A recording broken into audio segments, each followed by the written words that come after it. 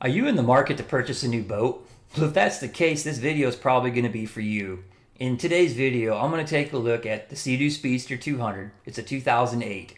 I currently own this boat. I've had it for a few years, but it's not in the best of shape. It's an older boat. It needs some tender loving care, and it actually broke down on me out on the lake the other day, so I pretty much have to make the decision right now myself. Am I going to try to fix this boat or go ahead and purchase a new one? So we're going to explore those options in today's video. So this is a picture of the boat I currently have. I have the blue option just like this one. It's going to need probably an upholstery replacement, a graphics replacement on it because the graphics on my boat are pretty beat up from the previous owner I bought it from. But overall, the boat's actually in pretty good shape. The hull's in good shape. The engine bays are actually pretty clean. And it's a very sporty boat. So the people that are familiar with this boat know exactly what it is. It's a twin engine boat. 430 horsepower. It's got twin 215 Rotax engines. The thing that this boat is most famous for, in my opinion, is its top speed. I mean, this boat will, excuse my French, it'll shit and get. You put the throttles down on this boat, you can reach a top speed into the 60 mile per hour range at a pretty budget price. I purchased this boat for cash, I think 4 years ago almost, 13 grand. So you, in decent shape, you can pick one of these up for 13 grand. Here's a kind of a picture of a guy that took, this isn't my boat, this is actually a guy that took his Speedster out onto the lake using a GPS tracker to prove what his top speed was. An unmodified boat, stock. He had his up to 63 miles an hour. He was by himself, of course. No weight in the boat on a perfectly flat lake. So, I mean, this boat can achieve 60 mile per hour easy. And that's kind of the problem for me, is having this boat being my first boat and having the potential of 60-something miles an hour. I mean, it is so much fun to have a boat with that kind of horsepower, with that kind of speed. But like I said, my boat broke down.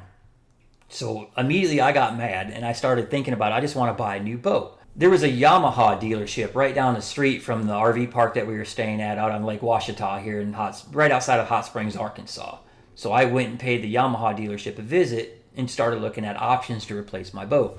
The AR220 is probably the most comparable boat that Yamaha makes that compares to what I have. So basically what I'm looking for is a twin engine jet boat with horsepower behind it, and I need it to be able to fit in my garage. The neighborhood I live in has an HOA, so I'm very restricted to the size boat I want, or I can purchase, we'll say. Because I definitely don't want to pay for a storage facility. I don't want this boat sitting anywhere off my property. It has to fit in my garage.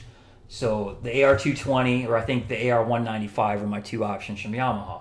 And I don't want to pay 100 grand for a boat. I mean, I only boat when I want to, and I don't want to be married to a freaking payment. So I don't want to spend 100 plus grand on something fancier than this.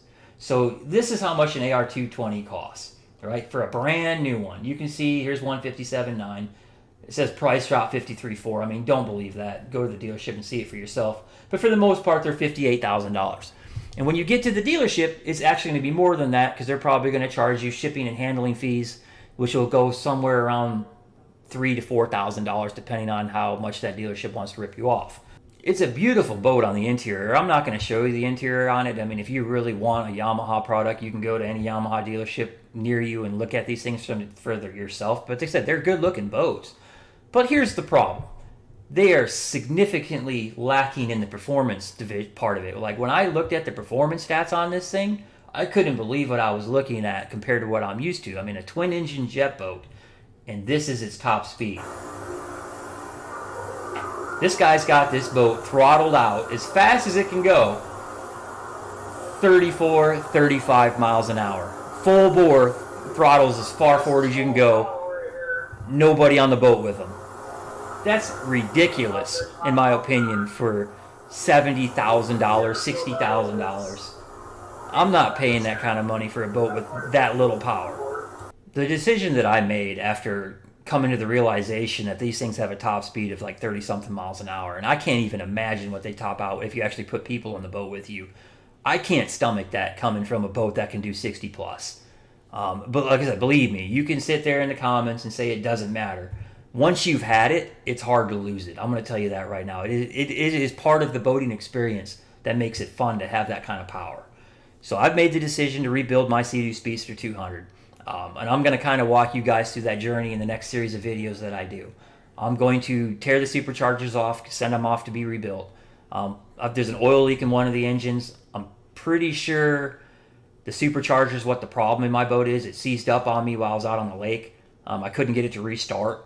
It had a slight vibration before it died. I'm pretty sure the supercharger bearing failed. I'll pull them off and we'll prove that. And then, like I said, once that's done, we'll go ahead and we'll do a vinyl upgrade on this boat. We'll fix the interior, make it look new again.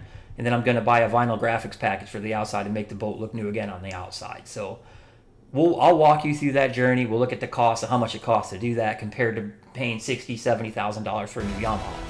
So if you have any questions for me, go ahead and leave them in the comments, or if there's anything you want to see, let me know. As far as repairs, tearing engines down and whatnot, but I'll do the best I can to capture what I can. So with that, I'm going to head out in the garage, start the teardown process, and I'll see you in the next one.